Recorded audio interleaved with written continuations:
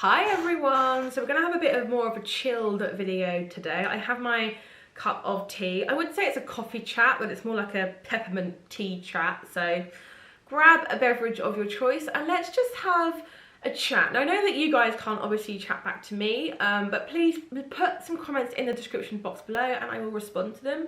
But yeah, I just really want to talk about when you know it's time to quit your job. And I was going to create like more of a structured video like what I normally do, like not scripted, but I have some points to talk about. But instead I'm going to go a little bit different. I have no notes, I have no points, I'm just going to talk as if I was talking to a friend. So hence the beverage. And yeah, so let's get into when you know that it's time to make the transition to quit your job and to go into Etsy full-time. So let's have this chat. The thing with this is that it is such a big life transition. I think it's probably on par with having a baby or getting married or something like that. Honestly guys, it does change you and it's really difficult to kind of describe. I know that theoretically it's just a job, but it really does change you and it makes you think about all these things that you hadn't thought about before, like pensions and healthcare and all of these things. And obviously, depending on which country that you live in, it will affect you differently. But honestly, it's such a learning curve. And to be honest, I do feel like I was very much let down with the support that I had. Not through family and friends or anything like that, but it's more the information available to me. And that is why I decided to make this channel, because I wanted to support you guys in, you know, having specialist advice into how to leave your job to start your own handmade business. And honestly, there was advice out there from the big names, but they were all for service-based businesses or bigger businesses. And I made so many mistakes. The biggest mistake, I think, was Google AdWords, and literally, it was 2014 and I went onto Google AdWords and I tried to do a Google ad and it was a terrible ad. I've never done it before, but I had, you know, watched videos and read blog posts about the biggest names doing the same thing. I did it, I didn't spend a cap and I ended up spending over £1,000 on Google AdWords. And I remember, oh my God, I remember being sat on my parents' couch and being on my laptop and logging into my AdWords account and being like, holy, this is not good. And I remember thinking, I can't react because my parents will ask me and Ash will ask me, and I never told them. I don't think to this day I've ever told them. So Mum, Dad, Ash, if you're watching, sorry about that. But yeah, no, I remember being like, I can't react. And then I remember thinking, this is just part of business. Like, I'm gonna have to spend money. And then I remember having this sinking feeling like, I can't do this. Like, why did I think I can do this? And then I left it for a week or so. I just didn't work on my business, had to reflect and, you know, think about it. But anyway, I just feel like there's a lot of mistakes, especially in the beginning, and we don't know how to deal with them. And it is just such a big learning curve, and this can really put us off into making the leap from, you know, employment to self-employment. And it is a big jump. So the biggest thing is that I think, honestly, as you know, if you're a woman out there, you kind of have this innate kind of, you just know. That's what fascinates me about women, is that we just know. We just kind of know. And I'm sure men do as well. But honestly, sometimes you really just know. And I feel like if you are fighting with yourself over this, so for example, if you've, you know, bounced the idea off of, ooh, squeaky chair, sorry guys. If you've bounced the idea off of your other half or your partner or your mum, your dad, your family, friends, and they've all kind of said, no, don't leave your job. It's a good job. Why would you do that? But in your heart of hearts, you're thinking, but I don't want to do it anymore. The lifestyle of having an Etsy shop and being my own boss is attracting me more. Then I just think you need to just take a step back and evaluate what you want. Because the biggest thing that made me know that I wanted to quit my job was that I remember phoning my mum. Now, we were at an IT trade show because my husband works in IT, and obviously at the time my Etsy shop was still quite small and it was still not earning a great deal. It was getting sales every day, but it wasn't a big amount of money I was getting because number one, I wasn't using Etsy ads effectively. Number two, my profit margins were hideous, just hideous. I had to teach myself how to do all of those things. I didn't go to like a business school or anything like that. I am school of hard knocks.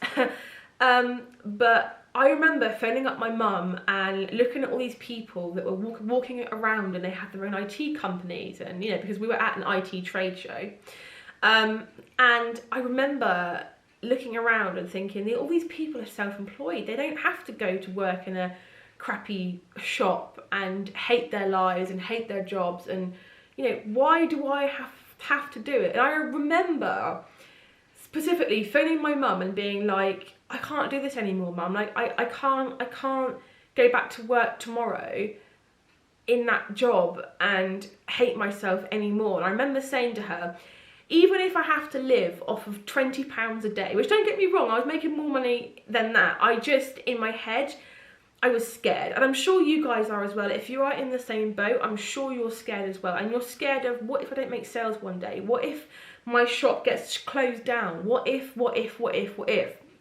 And I remember saying to my mum and saying, even if I have to live off of £20 a day, I will sacrifice. I will go without meals out. I will go without everything. I will eat raw pasta for the next month if it means that I have the time and the happiness and enjoyment to work on my own business. And honestly, I think that's what it comes down to. You know you're ready when you know that you can sacrifice certain things. And a lot of this is financial, a lot of this isn't.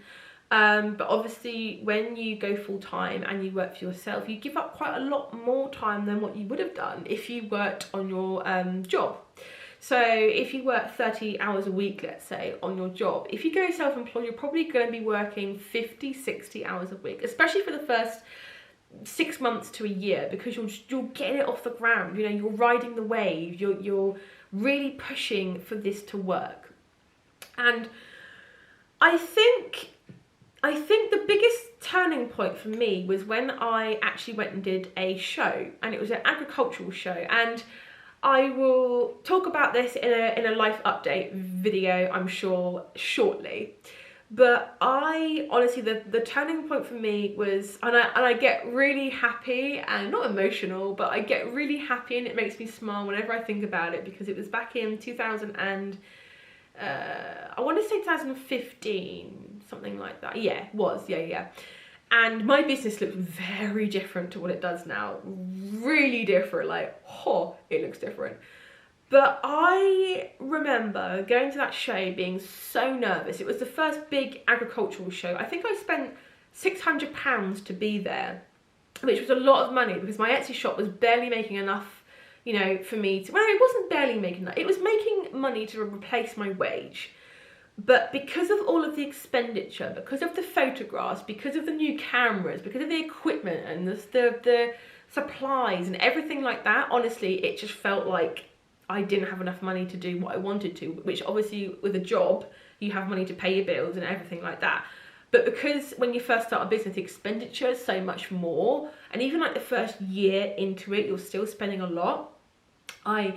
I felt like that £600 was scraped by, like really scraped. Anyway, I remember coming away after day 2 of that show and counting up how much I made, and I'd made literally £1,500 in profit. That was after the expenditure, after, you know, everything else, and it was in profit. And I remember thinking, I can do this. I can do this.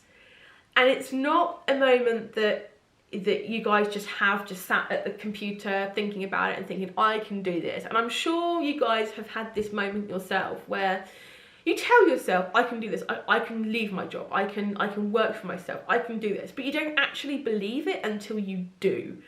And it's really odd. And I think that was when I knew that I could leave my job, because I was like, if I, you know, worst case, if the online aspect doesn't work out and, you know, I'm stuck, I know that I can do one of those shows every month, or 2 or 3 every month, and make a good amount of money.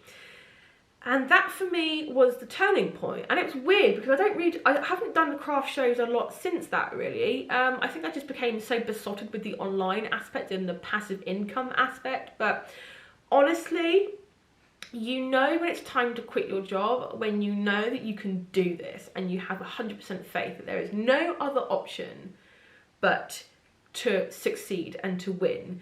And it goes back to, I don't know if you guys have ever seen that Friends episode where Rachel quits her job and Chandler says, you have to get the fear. Honestly, that is, I wish I'd have quit my job sooner and got the fear, because I feel like I would have, you know, worked a heck of a lot more. I was at my job for 3 years I didn't like, okay, and was it 2 years, 2.5, 3 years? Oh god, it's so long ago, I can't even remember now. I think it was, let's just say 2.5 years to be on the safe side. But honestly, and I could have left that job after a year if I'd have really just kicked myself in the bum and been like, right, come on Steph, we can do this, you know.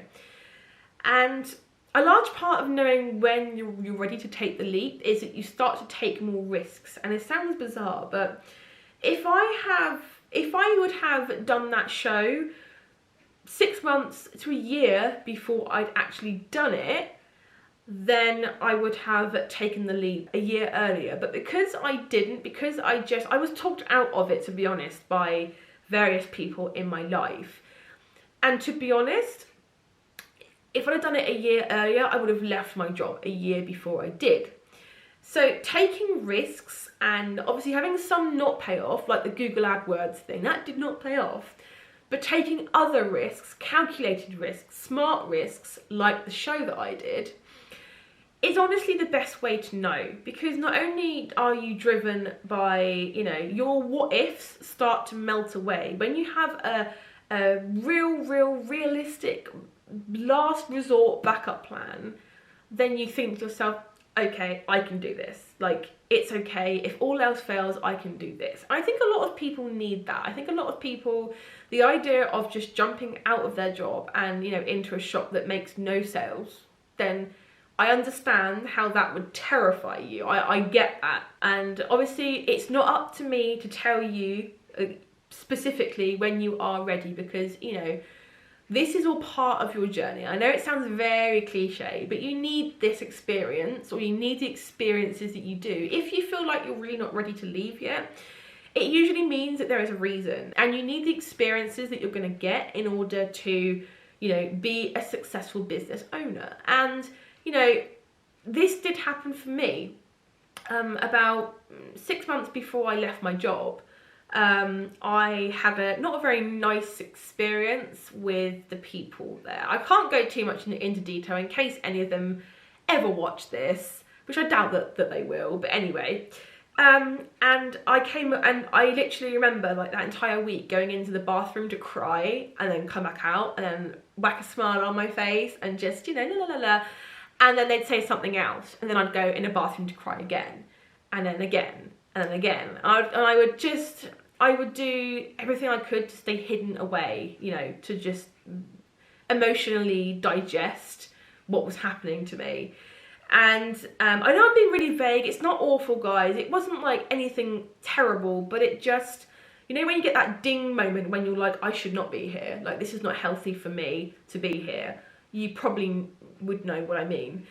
But yeah, no, honestly, I just had that aha moment, and then I kind of realised when I look back that I needed that, because I needed that final push, because I always felt like an outcast. And do you know, I'm sure probably more of you guys are like this than, you know, anyone else thinks, which sounds weird, but you get probably what I mean. But you guys are probably destined to be self-employed if you've always felt like you're not meant to be at a job. You're always meant to be the boss, not the person being bossed around. And that was me. I always felt like I wanted to be the boss. I wanted to be in charge of my own time. I wanted that freedom.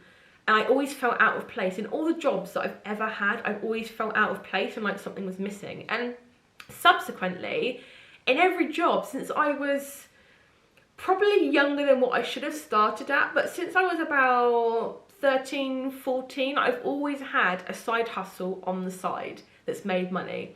So for example, in college, I used to go to charity shops and car boot sales and buy clothes, because back then my interest was clothing and fashion and all that type of thing. And I would repair them, I would wash them, well, mum would, thanks mum, and I would put them on eBay. I would make them look all nice. I got like a proper mannequin type thing. I would style it and I would sell that piece of clothing. And honestly guys, I made really good money at it, you know, until I didn't have the time to go around charity shops and car boot sales anymore. But I used to come back with 2 trolley loads of clothes and spend the next 2-3 days just literally processing them and, you know, putting them on eBay and everything like that. And honestly, if you guys are like that, if you guys have ever felt like you feel out of place in a job, you don't feel like you belong, you feel like you're destined to be self-employed, I feel like life's too short to be doing something that you hate just because it's a job. So I don't think, in short, actually I'm gonna have a little swig of my tea first because I am dry. So I don't think, in short, that there is a specific time when it's time to quit your job. Like, it's not an equation that you can sit there and work out when exactly it's time. But I feel like fate or universe or whatever is always working with you, is always kind of saying, okay, well, it's not time to quit yet, by sending you a sign. Maybe like you get offered a promotion and maybe you think, well, I'll do this for like a few months and then I'll leave. Or maybe it's the opposite. Maybe you get offered a promotion but you have to stay there for 2-3 years and you think, I can't do this.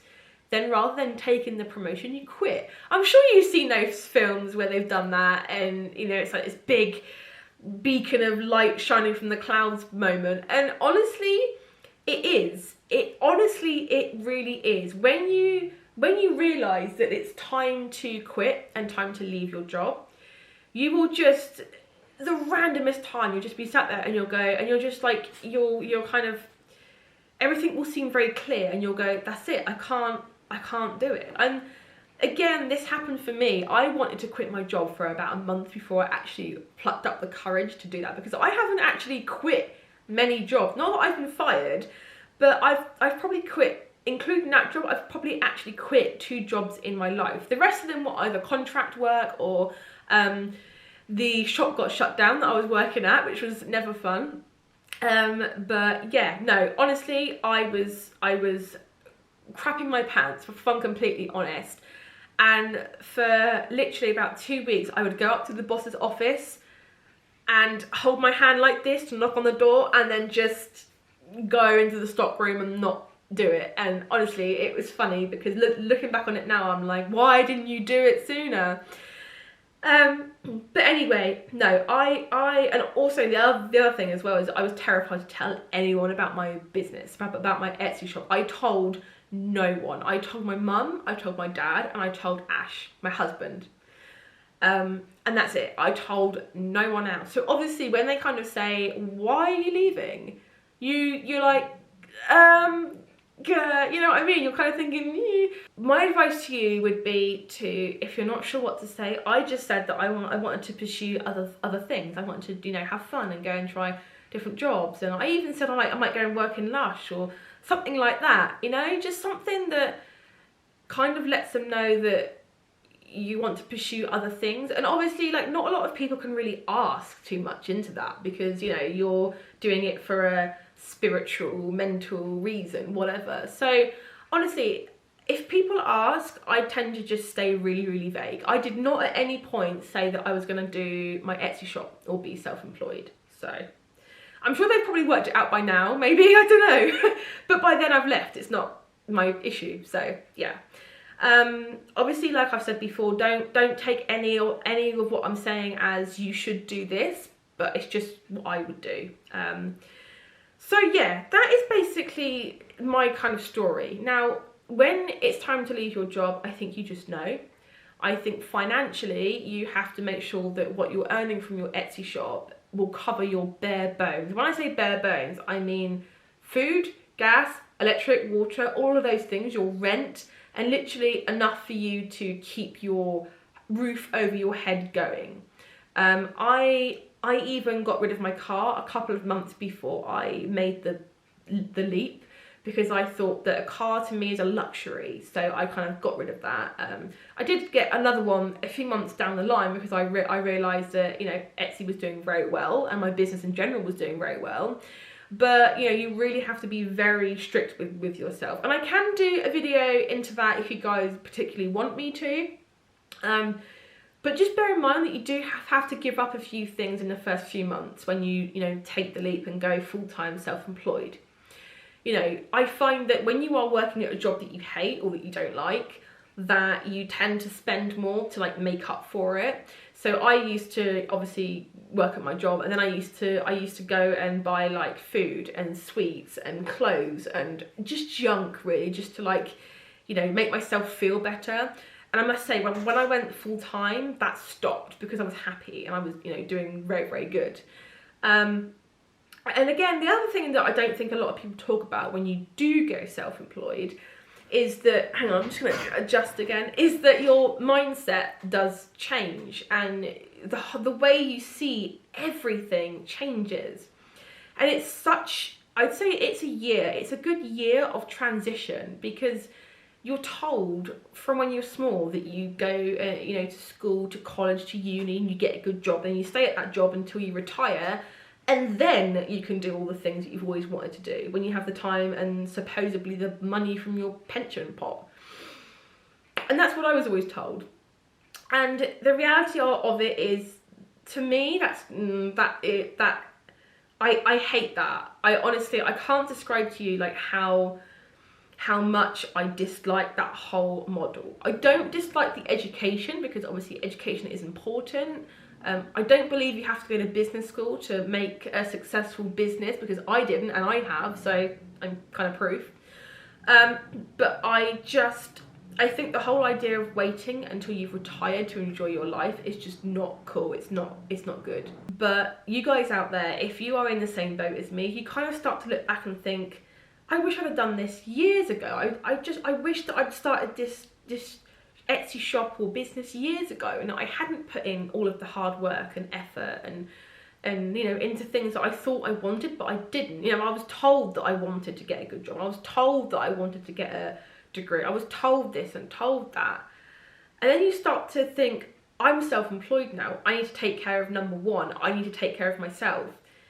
And then that starts to change the way you think about everything. An example for me was my gemology degrees. And I don't know if you guys know, but I have some degrees up there, diplomas. Are they degrees or diplomas? I don't even know. Like, are they? They're diplomas, right? Yeah, they are. I don't know.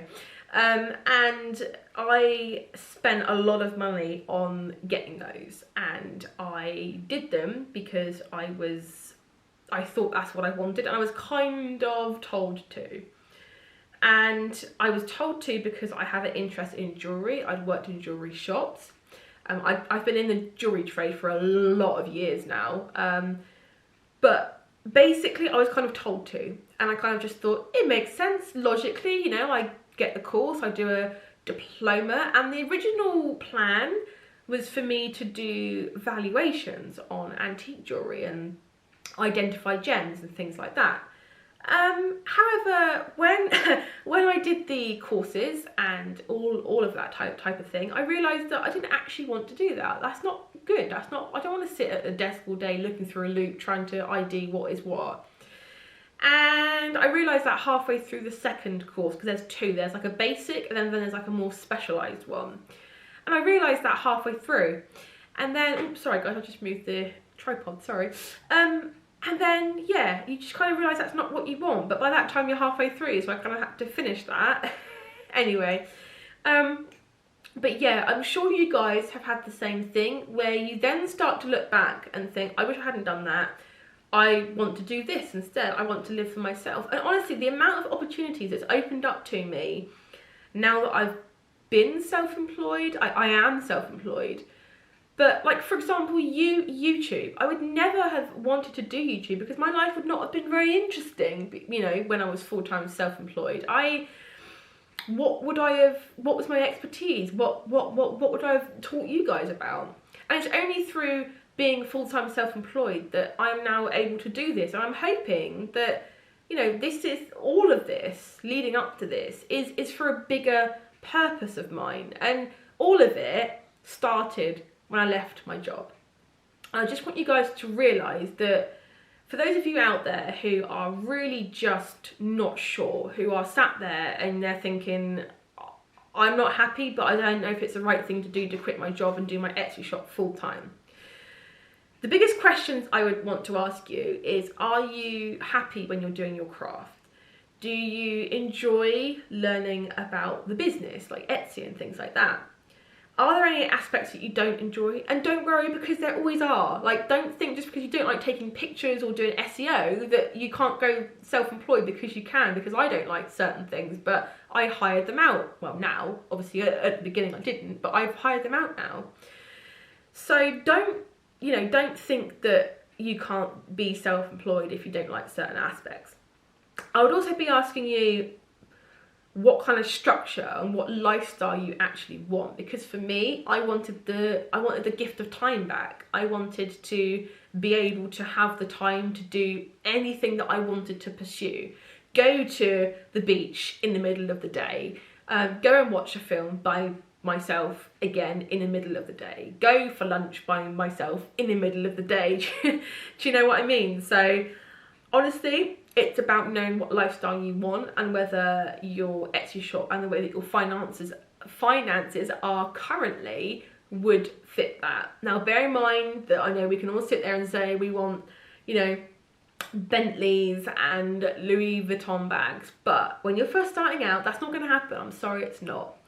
So you have to weigh up whether the sacrifices you're going to make is worth it for the time aspect and the happiness and the freedom that you're going to get back from going self-employed. Also, there's other things to think about as well, like your taxes and your self-assessment and all that type of thing. I hired that out like immediately because I am not good with that type of thing. You might not be either. Believe me, accountants are cheaper than you think they are. So don't, shop around, but don't think that is that and you have to just live with it. My biggest advice to you would be, imagine that you only had a year left to live. This is very morbid and I'm very aware of that. Don't judge me. But imagine that you only had a year left to live. Would you be happy just carrying on doing your job and doing your Etsy as a part-time side hustle? Or would you want to spend that year, pursuing your dream, leaving behind a legacy, literally learning everything you can learn about being self-employed and having the freedom and the time back, and hopefully a better financial situation than what you have now? And that's the biggest question that I asked myself, and the answer was no, I wouldn't be happy, and that's what ultimately made me really want to leave my job. So I hope that helped. I hope that you guys, you guys kind of take on board what I've said and think about it in your own lifestyle. Don't kind of take what I've said as that's the right answer. That was the right answer for me, but I'm just giving you guys friendly advice. This is basically what I would tell a friend if they were asking me the same thing. And you guys are my friends, so I'm basically sort of giving you the advice that I would do. But please only do what's right for you. Don't leave your full-time job if you have a mortgage and kids to pay for and your Etsy shop is making no money at all and you are the sole income, because that is a dangerous situation to put yourself in financially. Obviously, just make sure that your bare bones and your bills and everything are okay. Ideally, you'd want some savings behind you. I would more than likely say 3 to 6 months you'd want savings behind you to cover your bills if all else went wrong. I had 4 months when I left. I had 4 months worth of savings, so that would cover me for 4 months worth of bills and everything like that. Because obviously that's a good amount of time to find a job if you had to. But don't be afraid to make the leap. If you are in your heart of hearts ready, don't be afraid. Honestly, come to the dark side or the light side, really. It's changed my life for the better. There has been ups and downs. There has been some downs and some highs, but it's all my life experience and my general well-being has been so much better since I've taken the leap. I've pursued wonderful things. I've been to wonderful places. I've done amazing things with the time that I have. And I can't really say much more than that. It's completely up to you guys. It is 100% your decision and it's your life. You live it the way you want to, but just don't put yourself in a dangerous financial situation if you honestly, hand on heart, feel like you just can't do it yet. But keep working at it as a side hustle. Keep, aim towards going full time. Honestly, there's no shame in that. If you can't go full time yet, that's okay, and it's actually, honestly, it's fine. It just means that your journey hasn't quite begun yet, but when it does, it'll be amazing, guaranteed. So that took a pretty serious turn pretty quickly. So I'm going to sign off now. Please give this video a big thumbs up or a thumbs down if you didn't like it. That's important information for me to know too. Please obviously subscribe if you haven't already for more videos like this. Also, leave a comment below as to your story behind you going full-time self-employed, or if you haven't taken the leap yet, what do you plan on doing? Yeah, I really love to hear from you guys. So I love you all, and I shall see you in the next video. Bye.